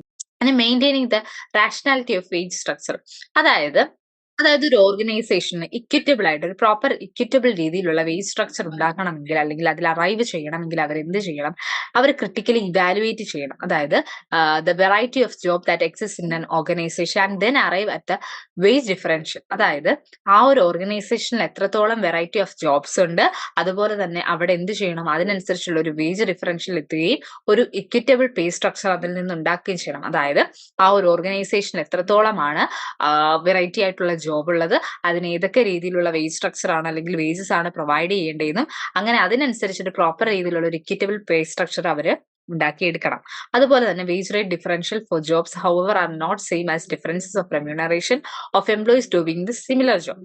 അതായത് ഇവിടെ wage rate differential for jobs are, അതായത് ഇതൊരു സിമിലർ ജോബ് ചെയ്യുന്നവർക്ക് ഇവിടെ ഒരു പറയുന്ന വേജ് റേറ്റ് ഡിഫറൻഷ്യൽസ് ആ ഒരു ജോബിന്റെ വേജ് റേറ്റ് ഡിഫറൻഷ്യൽസ് എന്ന് പറയുന്നത് however not the same as differences in remuneration of employee doing similar job ചെയ്യുന്ന എംപ്ലോയിയുടെ റെമ്യൂണറേഷനുള്ള ഡിഫറൻസ് പോലെ അല്ല, അങ്ങനെയല്ല, സെയിം പോലെ അല്ല എന്നാണ് പറയുന്നത്. ഇനി deciding the methods of wage payment, ഇനി ഏത് രീതിയിലുള്ള വേജ് പേയ്മെന്റ് ആണ് അവർക്ക് പ്രൊവൈഡ് ചെയ്യുന്നത്, മെത്തേഡ് ഓഫ് വേജ് പേയ്മെന്റ് ഏത് രീതിയിലാണെന്ന് ഡിസൈഡ് ചെയ്യുക. ഇതുപോലെ തന്നെ equity in the compensation policy ensure ചെയ്ത്, അതായത് പ്രോപ്പർ രീതിയിൽ അവരുടെ ഒരു കോമ്പൻസേഷൻ പോളിസിയിൽ ഇക്വിറ്റി, അതായത് പ്രോപ്പർ രീതിയിലുള്ള ഒരു ഇക്വിറ്റി ഫോർമുലേറ്റ് ചെയ്ത് അല്ലെങ്കിൽ എൻഷുർ ചെയ്തത് ചെയ്യുക. അതിനെ എക്സ്റ്റേണൽ ഇക്വിറ്റി എന്ന് പറയുന്നത്, അല്ലെങ്കിൽ ഇന്റേണൽ, നമ്മൾ നേരത്തെ പറഞ്ഞ ഇന്റേണൽ ഇക്വിറ്റി എന്ന് പറയുന്നത് പോലെ എക്സ്റ്റേണൽ ഇക്വിറ്റിയും ഈ ഒരു കാര്യത്തിൽ ആവശ്യമാണ്. അതായത് നമ്മളൊരു പ്രോപ്പർ രീതിയിലുള്ള ഇക്വിറ്റി ഇൻ എന്താ കോമ്പൻസേഷൻ പോളിസി അഡോപ്റ്റ് ചെയ്യുമ്പോൾ എന്തും നമ്മൾ ശ്രദ്ധിക്കണം, എക്സ്റ്റേണൽ ഇക്വിറ്റി. കാരണം എന്താണ്, ഇന്റേണൽ ഇക്വിറ്റി പോലെ തന്നെ ഇമ്പോർട്ടന്റ് ആയിട്ടുള്ള ഒരു ടേം ആണ് എക്സ്റ്റേണൽ ഇക്വിറ്റി എന്ന് പറയുന്നത്. എക്സ്റ്റേണൽ ഇക്വിറ്റി എന്നതുകൊണ്ട് ഇംപ്ലൈ ചെയ്യുന്നത് wage rate in an organisation commensurated with wages rate for similar jobs in the industry, region or community. അതായത് എക്സ്റ്റേണൽ ഇക്വിറ്റി ഇംപ്ലൈസ് ചെയ്യുന്നത് ആ ഒരു ഓർഗനൈസേഷനിലെ വേജ് റേറ്റ് എന്ന് പറഞ്ഞാൽ അത് എന്ത് ചെയ്തിരിക്കണം, എക്സ്റ്റേണൽ ഇക്വിറ്റി എന്ന് പറയുന്നത് ഇംപ്ലൈ ചെയ്യുന്നത് നമ്മുടെ വേജ് റേറ്റ്, ഒരു ഓർഗനൈസേഷന്റെ വേജ് റേറ്റ് എന്ന് പറഞ്ഞാൽ പുറമേയുള്ള മറ്റ് സിമിലർ ആയിട്ടുള്ള ഇൻഡസ്ട്രി അല്ലെങ്കിൽ അവിടുത്തെ ഒരു കമ്മ്യൂണിറ്റി അല്ലെങ്കിൽ റീജിയനിൽ വർക്ക് ചെയ്യുന്ന സിമിലർ ഇൻഡസ്ട്രിയുമായിട്ട് അതിനെ അതുപോലെ തന്നെ എന്താ പറയുക, എന്താ പറയാ, ഒരു പ്രോപ്പർ തമ്മിൽ ഒരു പ്രോപ്പർ രീതിയിലുള്ള ഒരു ബാലൻസിങ് ഉണ്ടായിരിക്കണം. നമ്മൾ, അതായത് നമ്മൾ കൊടുക്കുന്ന ഏകദേശം അതേ രീതിയിലുള്ള കോമ്പൻസേഷൻ ആയിരിക്കണം മറ്റൊരു ഇൻഡസ്ട്രിയിലും ഉള്ളത്. അങ്ങനെ ആയിരിക്കണം. അതായത് ഇവിടെ നിങ്ങൾ സെയിം ജോലി ചെയ്യുന്ന ഒരു 25,000 ആണ്, അപ്പുറത്തെ ഓഫീസിൽ ഒരു 45,000 ആണ് അതിന് കൊടുക്കുന്നെങ്കിൽ അത് പ്രോപ്പർ ആണോ, അത് പ്രോപ്പർ ആണ്, അത് ഫെയർ ആയിട്ടാണോ നിങ്ങൾക്ക് തോന്നുന്നത്? അല്ല. അതായത് അപ്പൊ നമ്മൾ എന്ത് ചെയ്യണം, എക്സ്റ്റേണൽ ഇക്വിറ്റിയും കൺസിഡർ ചെയ്യണം. നിങ്ങളുടെ ഉള്ള സിമിലർ ഇൻഡസ്ട്രിയിൽ അല്ലെങ്കിൽ റീജിയനിൽ അല്ലെങ്കിൽ കമ്മ്യൂണിറ്റിയിലുള്ള ഓർഗനൈസേഷൻ പ്രൊവൈഡ് ചെയ്യുന്ന ഒരു വേജസുമായിട്ട് ഇതൊരു ഇക്വിറ്റബിൾ ആയിട്ടുള്ള രീതിയിലായിരിക്കണം പോകണം എന്നാണ് പറയുന്നത്. പിന്നെ ഒരു കോമ്പൻസേഷൻ പ്രോഗ്രാമിന്റെ ഫംഗ്ഷൻസ് ആൻഡ് റെസ്പോൺസിബിലിറ്റി എന്ന് പറഞ്ഞാൽ കോമ്പൻസേഷൻ പ്ലാൻസ്, അതായത് ഡിഫറെന്റ് ടൈപ്സ് ഓഫ് പ്ലാൻസ് കാണും, അത് ഫോർമുലേറ്റ് ചെയ്യുക. അതുപോലെ വേജും സാലറി ഡിറ്റർമിൻ ചെയ്യുന്ന ഓരോരോ ക്രൈറ്റീരിയ, അതായത് നേരത്തെ പറഞ്ഞ പോലെ ഡ്യൂറേഷൻ ആയിരിക്കാം, ഡിഗ്രി ഓഫ് റിസ്ക് ആയിരിക്കും, അപ്പൊ അതിന് ഏതൊക്കെ ക്രൈറ്റീരിയ ആണെന്ന് നമ്മൾ ഫോർമുലേറ്റ് ചെയ്യുക. അതുപോലെ ജോബ് ഇവാലുവേഷൻ സിസ്റ്റംസ് ഒക്കെ എസ്റ്റാബ്ലിഷ് ചെയ്യുക. അതുപോലെ എന്താണ് rating of jobs, job differentials, job standards, അതായത് ജോബ് റേറ്റിംഗ് എന്നുള്ള കാര്യങ്ങൾ, ജോബ് ഡിഫറൻഷ്യലുള്ള കാര്യങ്ങൾ, ജോബ് സ്റ്റാൻഡേർഡ്സ് സെറ്റ് ചെയ്യുക. അങ്ങനെ ജോബിനെ ഇവാലുവേറ്റ് ചെയ്യുക. അതുപോലെ ഓൺഗോയിങ് ജോബ്സിന്റെ ascertain ongoing rates for jobs, അതായത് ഒരു ഇൻഡസ്ട്രിയിലുള്ള ഓൺഗോയിങ് ജോബിനുള്ള ഓൺഗോയിങ് റേറ്റ്സ് കാര്യങ്ങൾ ഡിറ്റർമൈൻ ചെയ്യുക അല്ലെങ്കിൽ അസർട്ടൈൻ ചെയ്യുക. അതുപോലെ വേജ് റെഗുലേഷൻ, കമ്പനിയുടെ വേജ് പോളിസീസ്, എഗ്രിമെന്റ്സ് കാര്യങ്ങളൊക്കെ അനലൈസ് ചെയ്യുക. അതായത് എന്താണ് അപ് ടു ഡേറ്റ് ആയിട്ടുള്ള വേജ് റേറ്റ്സ് കാര്യങ്ങൾ പ്രോപ്പർ രീതിയിലായിട്ട് ഫംഗ്ഷനിങ് മെയിൻറ്റെയിൻ ചെയ്യാനായിട്ട് അത് പ്രോപ്പർ രീതിയിലായിട്ട് ഇവാലുവേറ്റ് ചെയ്യുക. അതുപോലെ തന്നെ പോളിസിയിൽ എന്തെങ്കിലും റെക്കമെൻഡേഷൻസ് കാര്യങ്ങൾ വരുത്തണമെങ്കിൽ നമുക്കറിയാം ഓരോ ഓരോ ദിവസം തോറും പുതിയ പുതിയ അപ്ഡേഷൻ അല്ലെങ്കിൽ കാര്യങ്ങളാണ് നമുക്ക് ചുറ്റും വരുന്നത്. അത് നമ്മുടെ വേജ് സിസ്റ്റത്തിനെ, കാരണം ടെക്നോളജി ഡെവലപ്പ് ചെയ്യുന്നു, നമ്മൾ അത് എയിം ചെയ്യുമ്പോൾ നമുക്ക് പ്രോപ്പർ രീതിയിൽ പ്രോഫിറ്റബിൾ ആവുകയാണ്, നമ്മുടെ എഫേർട്സ് അത് നമ്മൾ യൂസ് ചെയ്യുന്നു. ഇപ്പൊ തന്നെ എന്താ പറയാ, കുറെ ടെക്നോളജീസ് വരുന്നുണ്ട്. അപ്പൊ നമ്മൾ പുതിയൊരു കാര്യം കണ്ടുപിടിച്ചു, അപ്പൊ നമുക്ക് അത് ഇംപ്ലിമെന്റ് ചെയ്ത് നമുക്ക് ഇത് പ്രോഫിറ്റബിൾ ആക്കാമെങ്കിൽ തീർച്ചയായിട്ടും അത് എന്ത് ചെയ്യും, നമ്മുടെ ഒരു കോമ്പൻസേഷനെ അഫക്ട് ചെയ്യില്ലേ. ഞാൻ നല്ല രീതിയിൽ ഒരു പ്രോഫിറ്റ് ആ ഒരു ഓർഗനൈസേഷനിൽ ഉണ്ടാക്കി കൊടുത്തെങ്കിൽ തീർച്ചയായിട്ടും എന്ത് ചെയ്യണം, എനിക്ക് അതിനുള്ള കോമ്പൻസേഷൻ കിട്ടണം. സോ അതാണ് ഇവിടെയും പറയുന്നത്. അപ്പൊ പോളിസിയിലൊക്കെ മാറ്റങ്ങളൊക്കെ വരുത്തേണ്ടി വരുമായിരിക്കും. അപ്പൊ പോളിസിയിൽ മാറ്റങ്ങൾ വരുത്താനായിട്ടുള്ള റെക്കമെൻഡേഷൻ കൊടുക്കുക. അതുപോലെ തന്നെ എംപ്ലോയി റേറ്റ് ചെയ്യുക. വേജ് ഇൻക്രീസ്, നേരത്തെ ഞാൻ പറഞ്ഞതുപോലെ വേജ് ഇൻക്രീസ് ഒക്കെ ഉണ്ടെങ്കിൽ അത് റെക്കമെൻഡ് ചെയ്യുക. കാരണം പണ്ട് തൊട്ട് 25,000 ഇപ്പോഴും 25,000 ആണെങ്കിൽ അത് പ്രോപ്പർ ആണോ? അല്ല. നമുക്ക് നമ്മുടെ സൊസൈറ്റിയിൽ എക്കണോമിക് ഡെവലപ്മെന്റും കാര്യങ്ങളൊക്കെ വരുമ്പോഴത്തേക്കിനാണെങ്കിൽ മണി വാല്യൂലുള്ള വ്യത്യാസം, അതൊക്കെ അനുസരിച്ച് നമ്മൾ എന്ത് ചെയ്യണം, വേജസ് ഇൻക്രീസ് ഒക്കെ ചെയ്യേണ്ടതാണ്. പിന്നെ ഫ്രിഞ്ച് ബെനിഫിറ്റ്സ് കാര്യങ്ങൾ അല്ലെങ്കിൽ അതർ സപ്ലിമെന്ററി കോമ്പൻസേഷൻ കാര്യങ്ങളൊക്കെ എസ്റ്റാബ്ലിഷ് ചെയ്യുന്നത് ഇതിന്റെ ഒരു ഫംഗ്ഷൻസ് ആണ്. ഇനി ഇതിന്റെ കോർപ്പറേറ്റ് കോമ്പൻസേഷൻ പോളിസി എന്ന് പറയുന്നത് എന്താണ്? കോർപ്പറേറ്റ് കോമ്പൻസേഷൻ പോളിസി എന്ന് പറഞ്ഞാൽ അതെന്ന് പറഞ്ഞാൽ ബ്രോഡ്ലി നമുക്ക് മൂന്നായിട്ട് ക്ലാസിഫൈ ചെയ്യാനായിട്ട് സാധിക്കും ഇൻഡസ്ട്രിയിൽ. അതെന്താണെന്ന് ചോദിച്ചാൽ അതിനെ നമുക്ക് മൂന്നായിട്ട് തരംതിരിക്കാം. ഫസ്റ്റ് എന്ന് പറഞ്ഞാൽ community concerns of economic and social, അതായത് കമ്മ്യൂണിറ്റി കൺസേൺ ചെയ്യുന്ന എന്താണ്, എക്കണോമിക് ആൻഡ് സോഷ്യൽ ആണ്. സെക്കൻഡ് അല്ലെങ്കിൽ ബിയിൽ പറയുന്നത് company owns objectives and plans for inspection and diversification. Company എന്ത് ചെയ്യുന്നു, ഒബ്ജക്റ്റീവ്സ് ഓൺ ചെയ്യുന്നു, അതുപോലെ തന്നെ പ്ലാൻസ് അല്ലെങ്കിൽ ഡൈവേഴ്സിഫിക്കേഷൻ അല്ലെങ്കിൽ എക്സ്പാൻഷന് വേണ്ടി പ്ലാൻസ് ഉണ്ടാക്കും. ഇതാണ് പറയുന്നത്. തേർഡിൽ എംപ്ലോയി കൺസേൺസിനെ കുറിച്ചാണ് പറയുന്നത്. അതായത് ഫസ്റ്റ് നോക്ക്, corporate compensation policy and community concern. Corporate compensation policy and community concern strategy of wage increases, rationality and hygiene factors, internal equity, external equity, payroll analysis, and policy correctives. അപ്പൊ ഇതൊക്കെ നമ്മൾ കേട്ടിട്ടുള്ള ചില terms നമ്മൾ മുമ്പേ പറഞ്ഞ പോലെ ഇന്റേണൽ ഇക്വിറ്റി അല്ലെങ്കിൽ എക്സ്റ്റേണൽ ഇക്വിറ്റി അങ്ങനെയുള്ള ചില ടേംസ് നമ്മൾ കേട്ടിട്ടുള്ളതായിരിക്കും.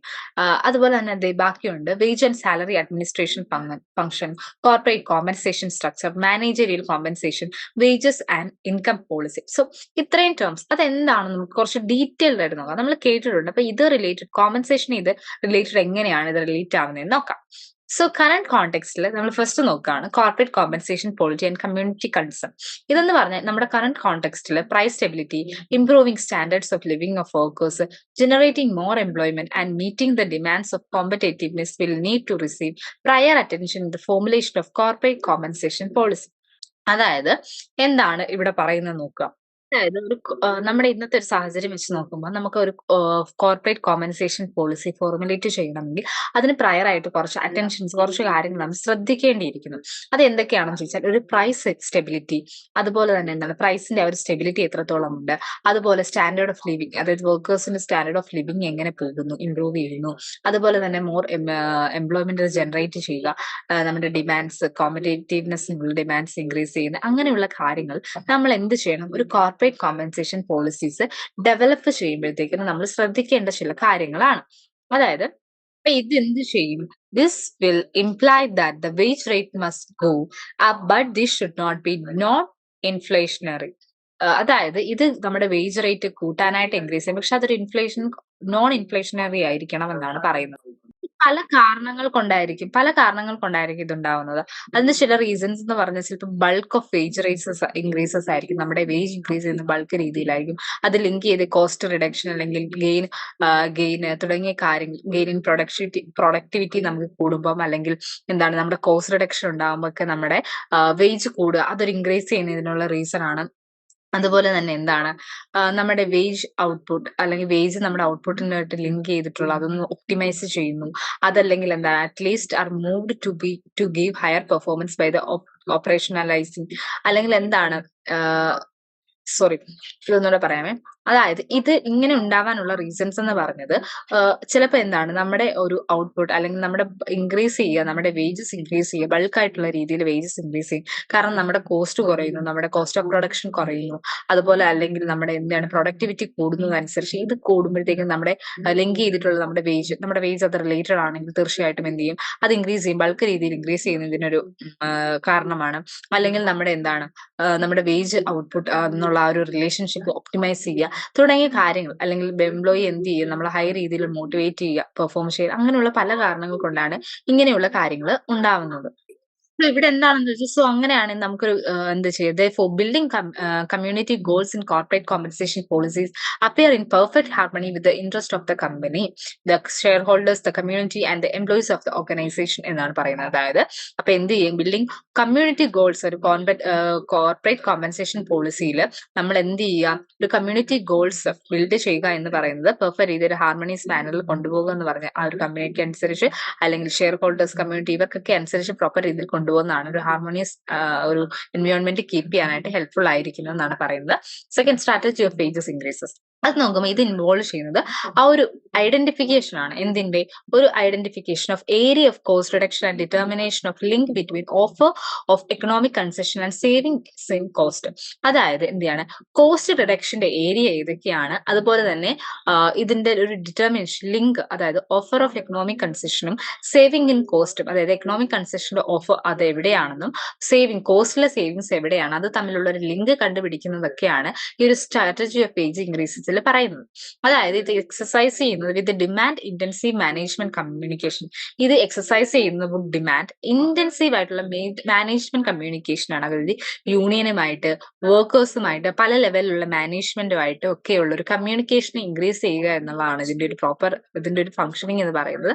അത് എന്തിനാണെന്ന് ചോദിച്ചു കഴിഞ്ഞാൽ എന്താണ്, ഒരു മ്യൂച്വലി ബെനിഫിഷ്യൽ സിറ്റുവേഷനിൽ എത്തുക. അതായത് നമ്മുടെ എംപ്ലോയീസിനെ നമ്മളെല്ലാവരും പ്രോപ്പർലി നമ്മൾ കമ്മ്യൂണിക്കേറ്റ് ചെയ്താൽ മാത്രമാണ് ഒരു ഫെയർ വേജസ് പ്രൊവൈഡ് ചെയ്യാനും ഒരു പ്രോപ്പർ രീതിയിൽ മ്യൂച്വലി ബെനിഫിഷ്യൽ ആയിട്ടുള്ള സിറ്റുവേഷനിൽ കൂടി അവർക്ക് മുമ്പോട്ട് പോകുവാനായിട്ട് സാധിക്കും. ഇവിടെ എന്ന് പറഞ്ഞ റാഷണാലിറ്റി ആൻഡ് ഹൈജീൻ ഫാക്ടേഴ്സ്. അതായത് in order to achieve company objective and avoid dissatisfaction among employees it is desirable to ensure rationality of pay packet, internal equity, external equity തുടങ്ങിയ കാര്യം. അതായത് അവർക്ക് അവരുടെ കമ്പനിയുടെ ഒബ്ജക്റ്റീവ്സ് അച്ചീവ് ചെയ്യണം. അതല്ലെങ്കിൽ എംപ്ലോയിയുടെ ഡിസാറ്റിസ്ഫാക്ഷൻ, അതായത് എംപ്ലോയിക്ക് ചില സമയത്ത് ഡിസാറ്റിസ്ഫാക്ഷൻ ഉണ്ടാകാം, അദ്ദേഹത്തിന് ചില കാര്യങ്ങൾ സാറ്റിസ്ഫൈഡ് ആവില്ല, ഒരു ഡിസാറ്റിസ്ഫാക്ഷൻ ആണ് ആ എംപ്ലോയിക്ക് ഉണ്ടെങ്കിൽ അതൊക്കെ അവോയ്ഡ് ചെയ്യുന്നതിന് വേണ്ടിയിട്ട് എങ്ങനെ സാധിക്കും? അതായത് പ്രോപ്പർ രീതിയിലുള്ള ഒരു പേ പാക്കറ്റ്, അതായത് പ്രോപ്പർ രീതിയിലുള്ളവർക്ക് അവരുടെ വർക്കിനനുസരിച്ച് അവർ പെർഫോം ചെയ്യുന്നതിനനുസരിച്ച് പ്രോപ്പർ രീതിയിൽ കൊടുക്കുക. ഇന്റേണൽ ഇക്വിറ്റി നമ്മൾ പറഞ്ഞതുപോലെ, നേരത്തെ പറഞ്ഞതുപോലെയുള്ള ഇന്റേണൽ ഇക്വിറ്റി, അതുപോലെ എക്സ്റ്റേണൽ ഇക്വിറ്റി ഒക്കെ പ്രോപ്പർ രീതിയിൽ എൻഷുർ ചെയ്താൽ മാത്രമായിരിക്കും അവിടെ അവരുടെ കമ്പനിക്ക് ഗോൾ അച്ചീവ് ചെയ്യുവാനും ഒരു സാറ്റിസ്ഫൈഡ് ആയിട്ടുള്ള ഒരു എംപ്ലോയി അവർക്ക് ലഭിക്കുവാനായിട്ട് സാധിക്കത്തുള്ളൂ. ഇനി റാഷണാലിറ്റി ഓഫ് പേ പാക്കറ്റ് കൊണ്ട് അവർ ഉദ്ദേശിക്കുന്നത് എന്തൊക്കെയാണെന്ന് ചോദിച്ചാൽ എന്തൊക്കെയാണ്? should imply among other things that the bulk of remuneration is linked to the job and its outcome. അപ്പൊ നമ്മുടെ ബൾക്ക് ഓഫ് റെമ്യൂണറേഷൻ എന്ന് പറഞ്ഞ എന്തിനെ ആസ്പദമാക്കിയായിരിക്കണം?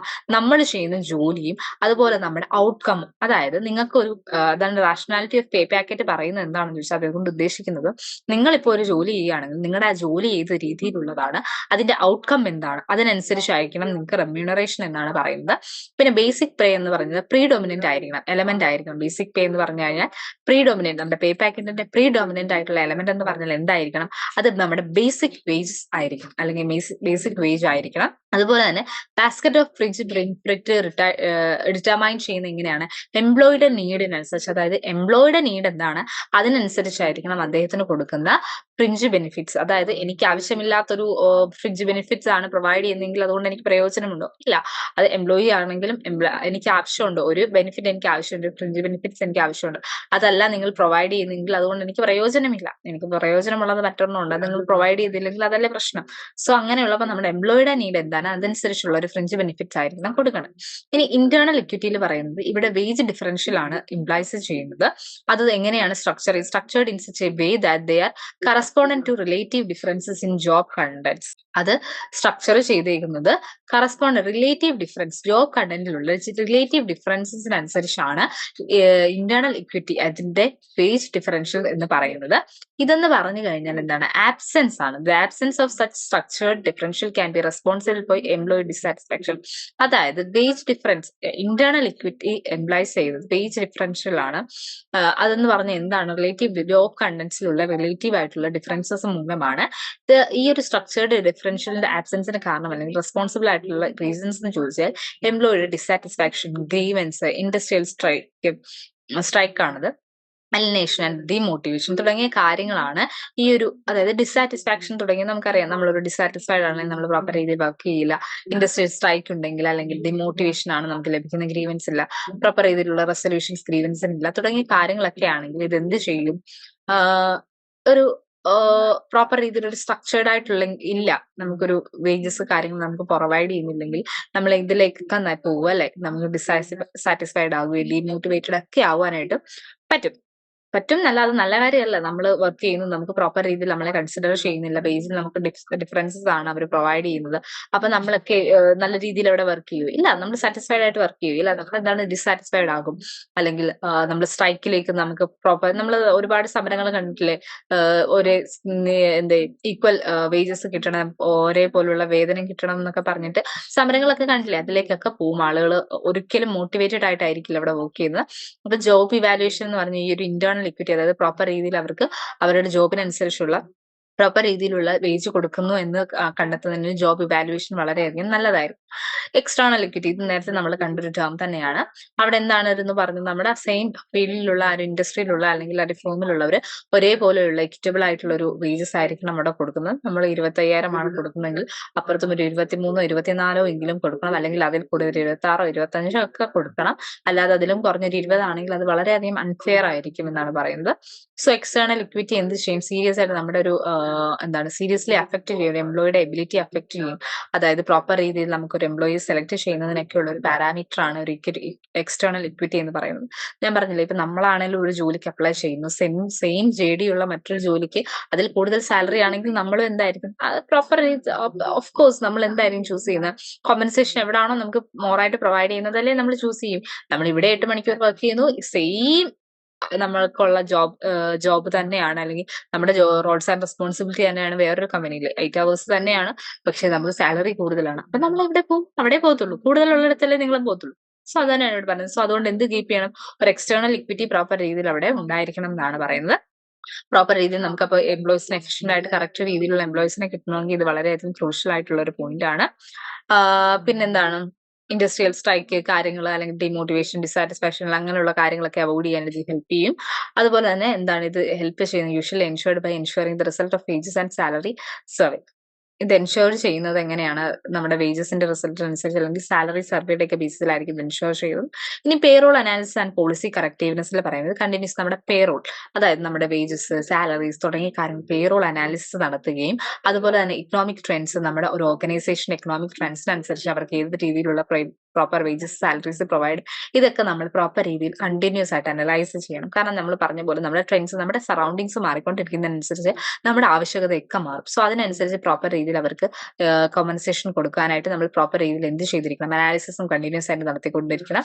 അതെന്ത് ചെയ്തിരിക്കണം? This should also be supplemented with projections of wage and cost trends and monitoring of unintended disparities. അതായത് നമ്മൾ also എന്താണ്, നമ്മുടെ വേജസ്, കോസ്റ്റ് ട്രെൻഡ്സ് ഒക്കെ മോണിറ്റർ ചെയ്ത് ഡിസ്പാരിറ്റീസോ കാര്യങ്ങളോ ഒന്നും ഇല്ലാതെ നമ്മൾ പ്രോപ്പർ രീതിയിൽ മുമ്പോട്ട് പോകാനായിട്ട് ഇത് സാധിക്കും. അതുപോലെ തന്നെ ഡിസ്പാരിറ്റീസ് ഒക്കെ മെഷർ ചെയ്ത് policy measure to reduce disparities reduce ചെയ്യാനും, അതുപോലെ തന്നെ എന്താണ് പ്രോപ്പർ രീതിയിൽ ഇംപ്ലിമെന്റ് ചെയ്ത് സ്റ്റേക്ക് ഹോൾഡേഴ്സിന്, അല്ലെങ്കിൽ നമ്മുടെ ഏജസ് എന്ത് ചെയ്യുക, നമുക്ക് നമ്മുടെ എംപ്ലോയീസിനെ പ്രോപ്പർ രീതിയിലായിട്ട് ഹെൽപ്പ് ചെയ്ത് അവർക്കൊരു ഫെയർ സാലറി പ്രൊവൈഡ് ചെയ്ത് നമുക്ക് അവരെ റീറ്റെയിൻ ചെയ്ത് മുമ്പോട്ട് കൊണ്ടുപോകാനായിട്ട് സാധിക്കും. വേജ് ആൻഡ് സാലറി അഡ്മിനിസ്ട്രേഷൻ ഫംഗ്ഷനിൽ പറയുന്നത് എന്താണ്? The function of achieving an optimal wage and salary programme is an evaluationary process.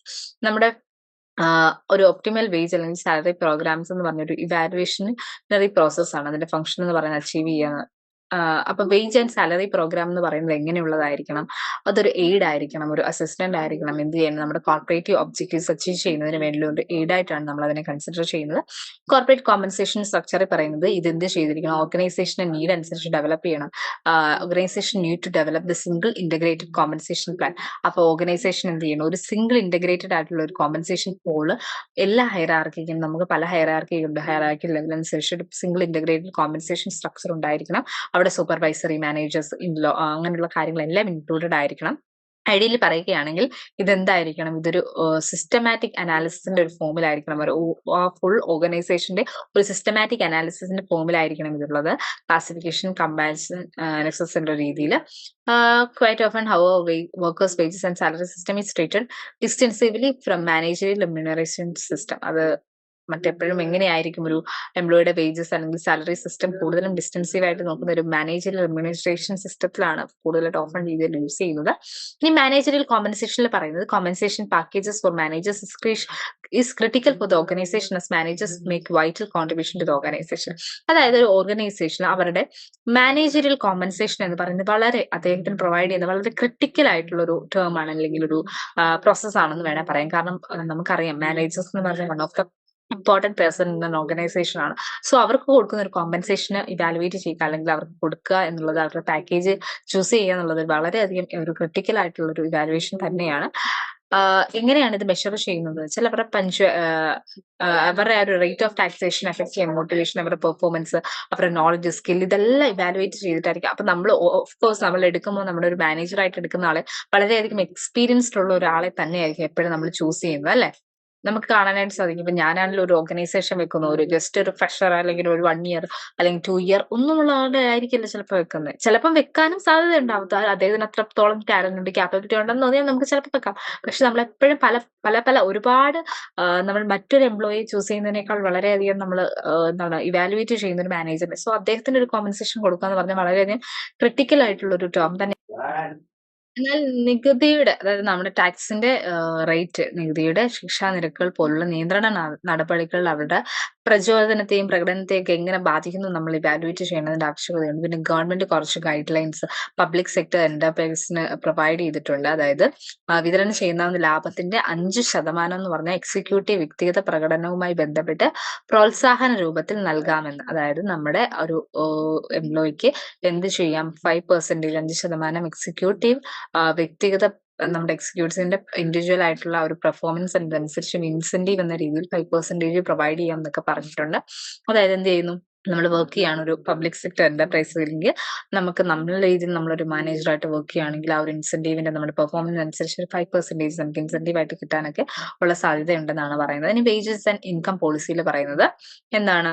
Rationalization of wages and income in different sectors for different categories of employees can be attempted only as a part of integrated policy on wages, incomes and prices. Rationality of wages അല്ലെങ്കിൽ income എന്ന് പറഞ്ഞാൽ പല സെക്ടറിൽ പല രീതിയിലാണ്.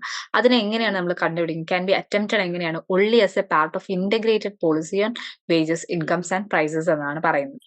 Implement ചെയ്യുന്നത് വേജസിന്റെ അല്ലെങ്കിൽ policy എന്ന് പറയുന്നത് ഇന്റഗ്രേറ്റഡ്, നമ്മുടെ ആ ഒരു ഓർഗനൈസേഷൻ ഇന്റഗ്രേറ്റഡ് ആയിട്ടുള്ള ഒരു, അതായത് സംയോജിതമായിട്ടുള്ള ഒരു ആ ഒരു വേജ് എങ്ങനെയാണ്, ഇൻകം എങ്ങനെയാണ്, പ്രൈസ് എങ്ങനെയാണ്, അതൊക്കെ അനുസരിച്ചുള്ള ഒരു ടേംസ് ആൻഡ് കണ്ടീഷൻസ് ആയിരിക്കും അവിടെ ഉണ്ടായിരിക്കുന്നത്. ഇനി ഇഷ്യൂസ് ആൻഡ് കറന്റ് ട്രെൻഡ്സിൽ പറയുന്നത് ട്രഡീഷണൽ കോസ്റ്റ് കൺട്രോൾ ഈ pay structure is lost, job pricing becomes more difficult. അതായത് നമ്മുടെ ഇന്നത്തെ ട്രേഡിന്റെ അല്ലെങ്കിൽ ട്രെൻഡ് എന്ന് പറഞ്ഞാൽ ഇഷ്യൂസ്, നമ്മുടെ ഒരു കറന്റ് ട്രെൻഡ്സും അതിന്റെ ഇഷ്യൂസും നോക്കുകയാണെങ്കിൽ ട്രേഡിംഗ് കോസ്റ്റ് കൺട്രോൾ എന്ന് പറഞ്ഞാൽ ഉള്ള ഒരു മെത്തേഡ് അല്ലെങ്കിൽ പേ സ്ട്രക്ചറിൽ അങ്ങനെ ഒരു ട്രഡീഷണൽ കോസ്റ്റ് കൺട്രോൾ ഒരു സ്ട്രക്ചർ ഒന്നും ഇപ്പൊ ഇല്ല, അത് ലോസ്റ്റ് ആയിക്കൊണ്ടിരിക്കണം.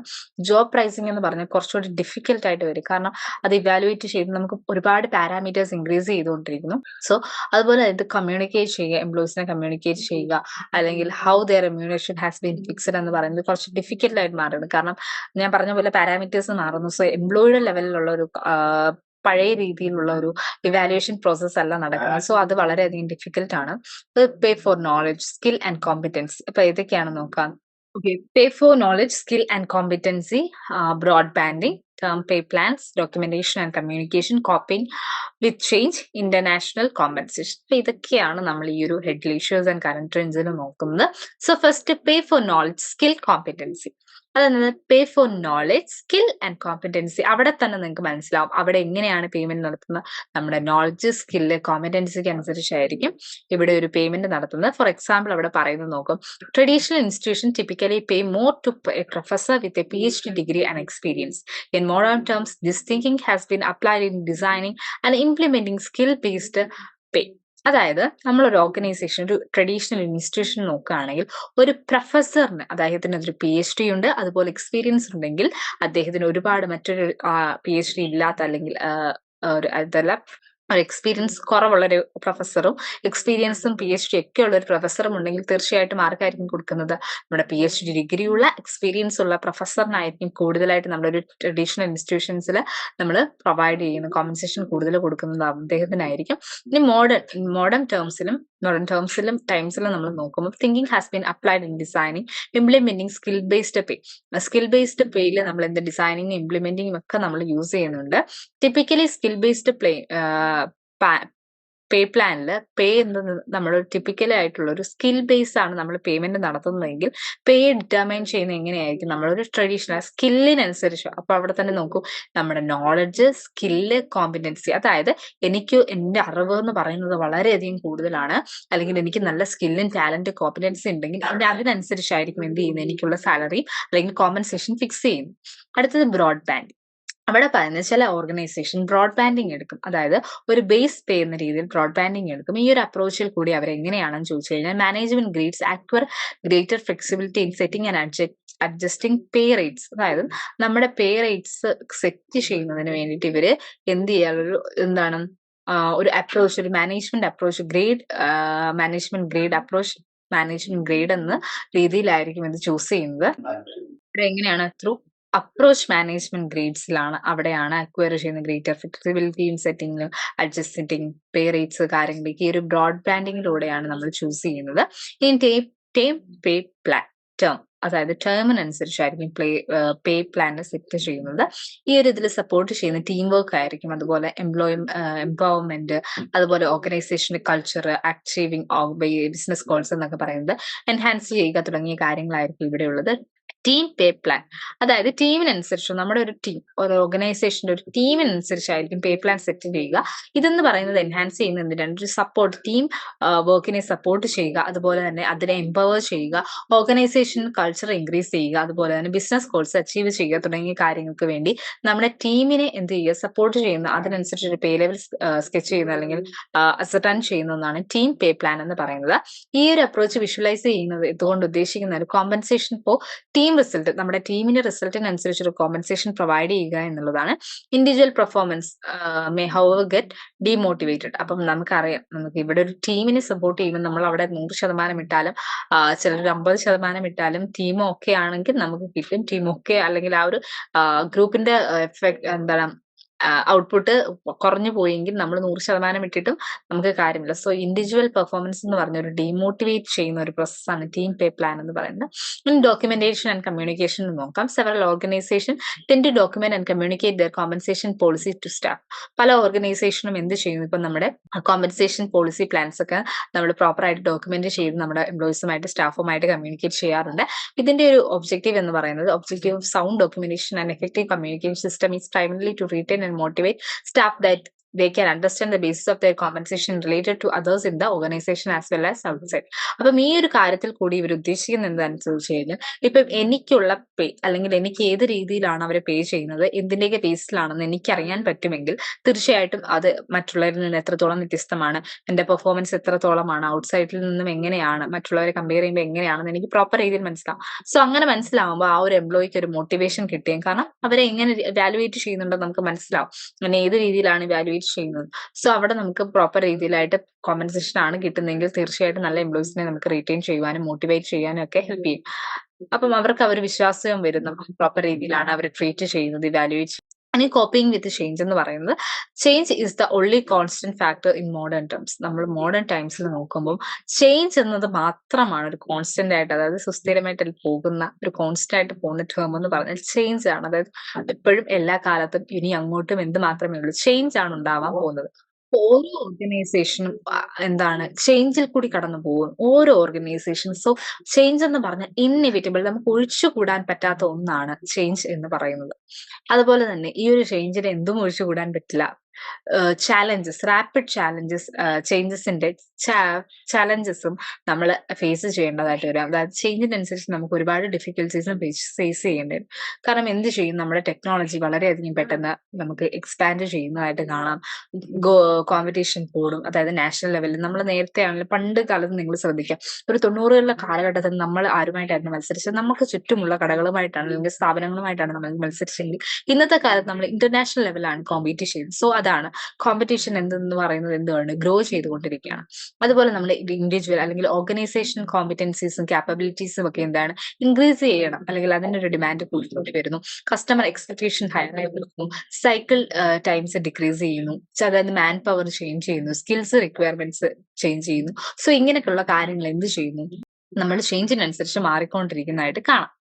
സോ ഇന്റർനാഷണൽ കോമ്പൻസേഷനിൽ പറയുന്നത്, നമ്മുടെ കോമ്പൻസേഷൻ സ്ട്രക്ചർ എന്ന് പറയുന്നത്, ഈ കോമ്പൻസേഷൻ സ്ട്രാറ്റജി എന്ന് പറയുന്നത് എന്താണ്? In the global environment has acquired increasing importance with globalisation and emergence of global corporate citizen.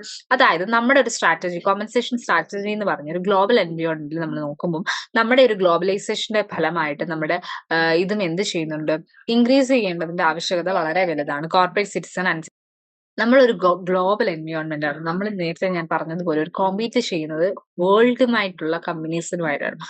Compensation strategy എന്ന് പറയുന്നത് ഗ്ലോബൽ എൻവയോൺമെന്റിൽ നോക്കുമ്പോൾ has acquired increasing importance.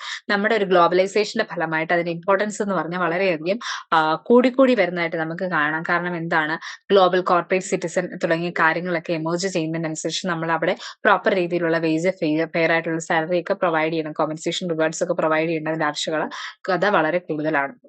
Generally പറയുകയാണെങ്കിൽ multinational nationals have been standardising the pay pay policy and strategy on global basis.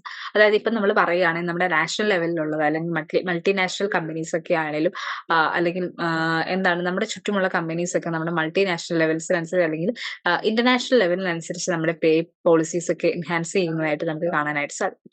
So നമ്മുടെ ഒരു subject ഇത്രയും subject first unit എന്ന് പറഞ്ഞായിട്ട് അതുകൊണ്ട് തീരുകയാണ്. അപ്പോൾ ഒന്നുകൂടെ പറയും കോമ്പൻസേഷൻ എന്താണെന്ന് നമ്മൾ പഠിച്ചു. ക്വസ്റ്റ്യൻസ് വരുന്നത് ഇപ്പൊ ഇതൊരു പ്രീവിയസ് ഇയർ ക്വസ്റ്റ്യൻ ആണ്. ഒന്നുകൂടെ പറയാം, ഇതൊരു പ്രീവിയസ് ഇയർ ക്വസ്റ്റ്യൻ ആണ്. നമ്മുടെ സബ്ജക്ട് ഫസ്റ്റ് യൂണിറ്റ് ഇവിടെ തീർന്നു. അപ്പം ഇതൊന്ന് പറഞ്ഞിട്ട് നമുക്ക് അത് റിലേറ്റഡ് ആയിട്ടുള്ള ഒന്നുകൂടെ ഞാൻ സമറൈസ് ചെയ്യാം. ഇവിടെ പ്രീവിയസ് ഇയറിൽ ജൂണിൽ ചോദിച്ചിരിക്കുന്ന ഒരു ക്വസ്റ്റ്യൻ, അതായത് കഴിഞ്ഞ വർഷം, അതായത് ഇപ്പൊ 2024 കഴിഞ്ഞ 2023 ജൂണിൽ ചോദിച്ചൊരു ചോദ്യം എന്ന് പറഞ്ഞാൽ നമ്മുടെ management what are the management responsibility regarding the compensation management programme. നമ്മുടെ മാനേജ്മെന്റ് റെസ്പോൺസിബിലിറ്റി ഏതൊക്കെയാണെന്നാണ് അവരുടെ wage supplements in the compensation പോളിസിയിൽ നമ്മൾ ഡിസ്ക്രൈബ് ചെയ്യുക എന്നാണ് ചോദിച്ചിരിക്കുന്നത്. അതായത് നമുക്ക് ഏതൊക്കെ രീതിയിലാണ് മാനേജ്മെന്റ് കോമ്പൻസേഷൻ പ്രൊവൈഡ് ചെയ്യേണ്ട അവരുടെ സ്കീമും പോളിസീസ് എങ്ങനെയാണ്, അതുപോലെ തന്നെ കോമ്പൻസേഷൻ പോളിസിയുമായി ബന്ധപ്പെട്ട സപ്ലിമെന്റ്സ് കാര്യങ്ങൾ, അവരുടെ റോള് കാര്യങ്ങളാണ് ചോദിച്ചിരിക്കുന്നത്. സോ ഇത് ഞാൻ ഫുള്ള് ഒന്നുകൂടെ ഒന്ന് പറയാം. നമ്മുടെ സബ്ജക്ട് എന്ന് പറയുന്നത്, അതായത് നമ്മുടെ യൂണിറ്റ് എന്ന് പറഞ്ഞാൽ കോമ്പൻസേഷൻ ആൻഡ് റിവാർഡ്സ് മാനേജ്മെന്റ് ആണ്. അവിടെ കോമ്പൻസേഷൻ എന്താണെന്ന് നമ്മൾ കണ്ടു, അതിന്റെ സ്ട്രക്ചർ കണ്ടു, ഡയറക്റ്റ് ഇൻഡയറക്റ്റ് എന്തൊക്കെയാണെന്ന് കണ്ടു, അതിന്റെ റോള്, ഫംഗ്ഷൻസ്, കാര്യങ്ങൾ, അങ്ങനെ കുറെ ടേംസ്. സോ അത് നമുക്ക് ചോദിക്കാൻ സാധ്യതയുള്ളത് ഒന്ന് കോമ്പൻസേഷൻ എന്താണെന്ന് ചോദിക്കാം, കോമ്പൻസേഷന്റെ ആവശ്യകത എന്താണെന്ന് ചോദിക്കാം, ഏതൊക്കെ രീതിയിലുള്ള ഡയറക്റ്റ് ആൻഡ് ഇൻഡയറക്റ്റ് അതിനെക്കുറിച്ച് ഒരു ബ്രീഫ് നോട്ട് വേണമെങ്കിൽ ചോദിക്കാം, അങ്ങനെയുള്ള അതിന്റെ സ്ട്രക്ചർ ഏത് രീതിയിലാണ്, അതിന്റെ ഫംഗ്ഷനിങ്, റെസ്പോൺസിബിലിറ്റി കാര്യങ്ങളൊക്കെ നമുക്ക് ക്വസ്റ്റ്യൻ ആയിട്ട് നമുക്ക് പ്രതീക്ഷിക്കാം. സോ ഇതാണ് നമ്മുടെ ഫസ്റ്റ് യൂണിറ്റ്.